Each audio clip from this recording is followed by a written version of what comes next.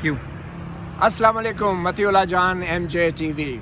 Supreme court के बाहर हम मौजूद हैं। कल यहाँ सुप्रीम कोर्ट में एक पाकिस्तान की तारीख का बहुत अहम फ़ैसला होने जा रहा है, और वो फ़ैसला है सेनेट के इंतखाबात का, जो 3 दिन बाद यानी 3 मार्च को होने जा रहे हैं। सुप्रीम कोर्ट ने सदारती रेफरेंस पर फ़ैसला देना है, और वो रेफरेंस में पूछा गया है सुप्रीम कोर्ट से कि क्या सेनेट के जो इंतखाबात हैं, जो चारों सूबाई असम्बलियों और कौमी असम्बली के जो अरकान हैं वो वोट डालते हैं, वो खुफिया वोटिंग के ज़रिए होंगे या ओपन बैलेट, या फिर ऐसे बैलेट के जिन के बारे में मालूम होगा कि किस MPA या MNA ने किस उम्मीदवार को वोट दिया है सेनेट के इलेक्शंस में।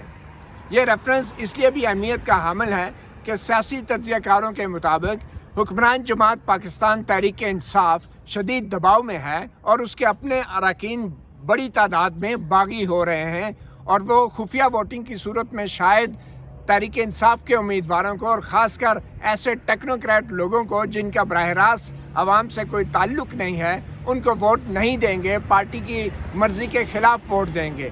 और ऐसा इसलिए भी मुमकिन है कि आइन और कानून में सेनेट के इंतखाबात में पार्टी की मर्ज़ी के ख़िलाफ़ वोट देने वालों के ख़िलाफ़ कोई कार्रवाई नहीं की जा सकती, और वो मामला खुफिया ही रहता है। और ये खुफिया वोटिंग का तरीक़ाकार 1973 के आइन के बाद से आज तक तकरीबन 30-40 साल हो चुके हैं कि आज तक खुफिया वोटिंग ही होती रही है। और आइनी माहिरीन का ये कहना है कि अगर इस खुफिया वोटिंग को तब्दील करके ओपन बैलेट में करना है तो उसके लिए आइन के आर्टिकल 226 में तरमीम चाहिए।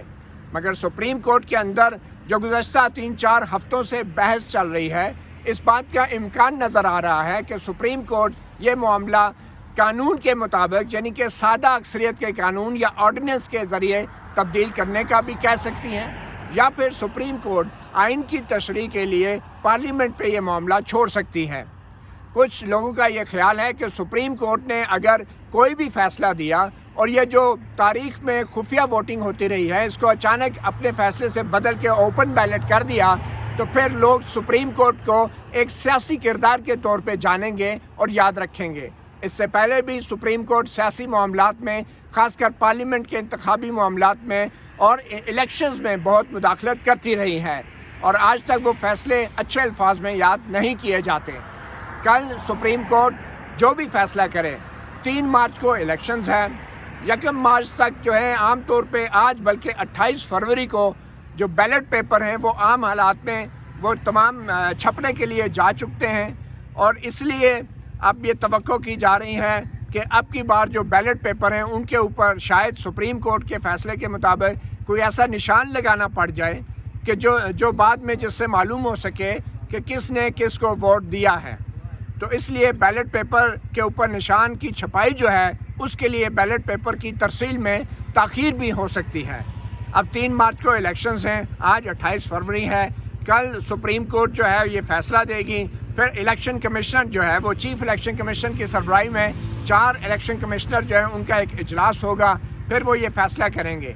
एक राय ये भी है कि अगर कल ये फ़ैसला आता है तो ज़रूरी नहीं कि चीफ़ इलेक्शन कमिश्नर या इलेक्शन कमीशन जो है वो इसी इलेक्शन के लिए उस फ़ैसले पर अमल दरामद कर दे। ये भी इलेक्शन कमीशन कह सकता है कि सुप्रीम कोर्ट का फ़ैसला जो है वो आइन की तशरीह तो कर रहा है, मगर इंतज़ामी तौर पे अब इलेक्शन कमीशन के लिए मुमकिन नहीं कि इस फ़ैसले पे फ़ौरी अमल दरामद किया जाए, क्योंकि शेड्यूल ऐलान हो चुका है। 3 मार्च को इलेक्शन है, बैलेट पेपर को चारों सूबों में पहुंचाना है, कोयटा में, लाहौर में, कराची में, पेशावर में और ऑब्वियसली इस्लामाबाद कौमी असम्बली में।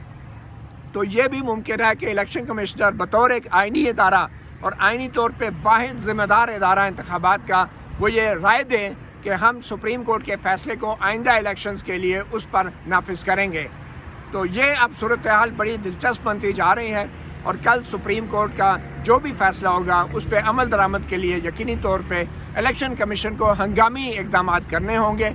और इस बात का भी इम्कान है कि अगर इलेक्शन कमीशन ने यह मुनासिब समझा तो जो सेनेट के इंतखाबात हैं वो कुछ दिनों की ताख़ीर का भी शिकार हो सकते हैं। आइन के मुताबिक ये इंतखाबात 11 मार्च से पहले हर हाल में होने हैं, और अगर 3 मार्च को नहीं होते तो इस बात का इम्कान है कि 4 मार्च या 5 मार्च को भी ये सेनेट के इंतखाबात की तारीख बदल सकती है। मगर फिर सुप्रीम कोर्ट को यह भी जहन में रखना चाहिए کہ بہت سی باتیں پارلیمنٹ اور سیاستدانوں پہ چھوڑنا ہی مناسب ہوتا ہے. جیسے کہ ہم نے دیکھا کہ پنجاب سے تقریباً تمام سینیٹرز جو ہیں وہ بلا انتخاب اب منتخب ہو چکے ہیں اور سیاسی جماعتوں نے آپس میں جوڑ توڑ کر کے معاملات کو طے کر لیا ہے. اور اگر سپریم کورٹ اب بھی مصر ہے کہ کوئی فیصلہ ایسا دے کہ بیلٹ کو شناخت ہو سکے تو پھر یہ ایک عجیب و غریب روایت قائم ہو جائے گی. اور جب بیلٹ پیپر خفیہ نہیں رہیں گے تو بیلٹ کی سیکریسی جو ہے وہ متاثر ہوگی اور وہ معاملہ صرف سینٹ کے انتخابات تک پھر نہیں رہ سکے گا. کیونکہ اسی آئین کے اندر جو بیلٹ کا خفیہ رہنا ہے وہ قومی اسمبلی کے لیے جو عام لوگ ووٹ ڈالتے ہیں، اسی آئین کے اندر اس لفظ خفیہ کا مطلب خفیہ ہے اور ہمیشہ کے لیے خفیہ ہے. اسے کوئی نہیں دیکھ سکتا، الیکشن کمشنر بھی نہیں، پارٹی لیڈر بھی نہیں. تو اگر سینٹ کے لیے لفظ خفیہ کا کوئی اور معنی نکالا گیا تو اس کے بہت دور رس نتائج مرتب ہو سکتے ہیں. اور ہمارے معاشرے میں جو لفظ خفیہ ہے اس سے بہت سے جو ہیں جھگڑے کم بھی ہو جاتے ہیں. لوگ جھوٹ تو بولتے ہیں لیکن پھر بہت سے لوگ ضمیر کی آواز کے مطابق جو ہے اپنا ووٹ بھی دیتے ہیں اور ضروری نہیں کہ وہ علیہ اعلان پھر کھڑے ہو کے کہیں کہ ہم نے اپنی پارٹی کے خلاف ووٹ دیا ہے. اور اس بات کا امکان ہے کہ اگر سپریم کورٹ نے اس معاملے میں یہ قرار دے دیا کہ بیلٹ خفیہ نہیں ہوتا تو پھر جو لوگ بکنے والے ہیں وہ تو سر عام بھی بکیں گے اور ہو سکتا ہے اپنا ریٹ بھی بڑھا لیں.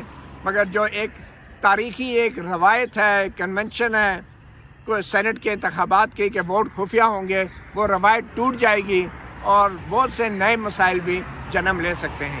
اور اگر واقعی خفیہ ووٹ سینٹ کے لیے اتنا برا ہے تو پھر آئین کے آرٹیکل 226 میں پارلیمنٹ ترمیم کر سکتی ہے اور سپریم کورٹ کو ان سیاسی معاملات سے دور رہنا چاہیے. بہرحال اب ایک دن کی بات ہے، کل فیصلہ بھی آ جائے گا. فیصلے تو ماضی میں بھی بہت آئے ہیں اور ان فیصلوں نے پاکستان کی سیاست کے ساتھ اور جمہوریت کے ساتھ کیا کیا ہے اس بات کے بھی ہم سب گواہ ہیں. متی اللہ جان MJ TV آپ کو اپڈیٹ دیتے رہیں گے. کل بھی فیصلے کے حوالے سے اجازت دیجیے. اللہ حافظ.